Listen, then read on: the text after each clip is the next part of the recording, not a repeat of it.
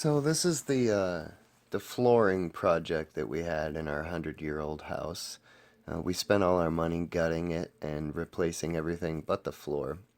So when it came down to what are we going to put in for the flooring, we decided that we had to refinish the pumpkin pine floors that were hidden under many years of god-awful floor choices. Uh, First layer was a wood laminate floor. It had gotten wet in areas and was swelling. It was trashed. So we pulled that up, and that revealed the roll-out type adhesive backed laminate flooring. And we pulled that up as best we could. There were many spots where you could tell it had been peeling up, and they glued it down with a construction adhesive. Um, we used chisel and heavy duty scrapers to remove as much as we could, but it's impossible to get it all. So finally we had to, oh, and then on top of that, the wood floors had been painted brown with brown paint. So with with the glue that we couldn't get off with scraping and the paint, we decided we better use a chemical stripper. So we got a chemical stripper, and it is very toxic, and you need lots of ventilation if you're going to go this route. I don't know what other route you could go. I think that was the only way that we were going to accomplish getting all this stuff off of the floor. It was really effective. It was just messy and smelly.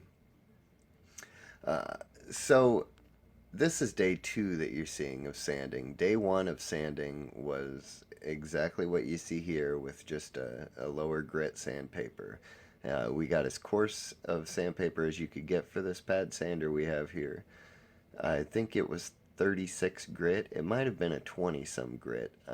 I'm not sure.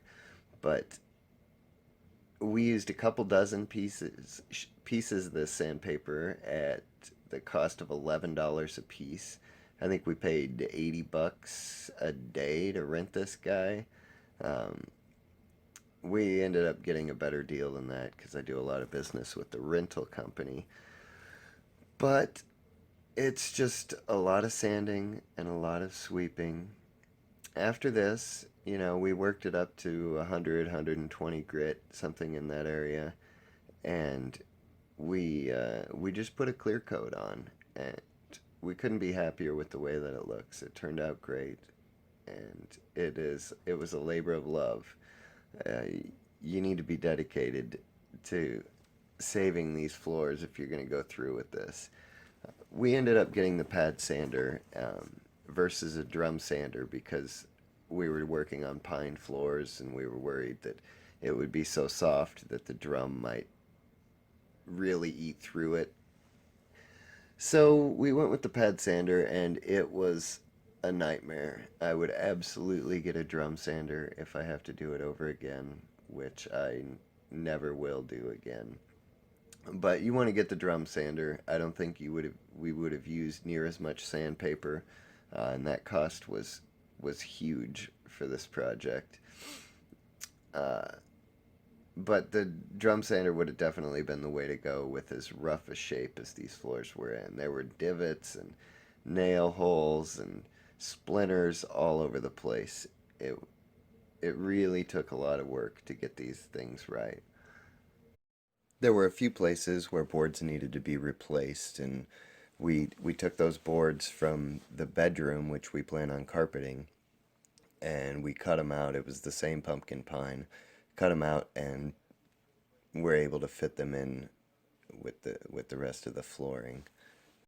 To help with the dust in the air and the sawdust on the floor, I hooked up this high-powered blower that you see attached to a chimney pipe going out the window.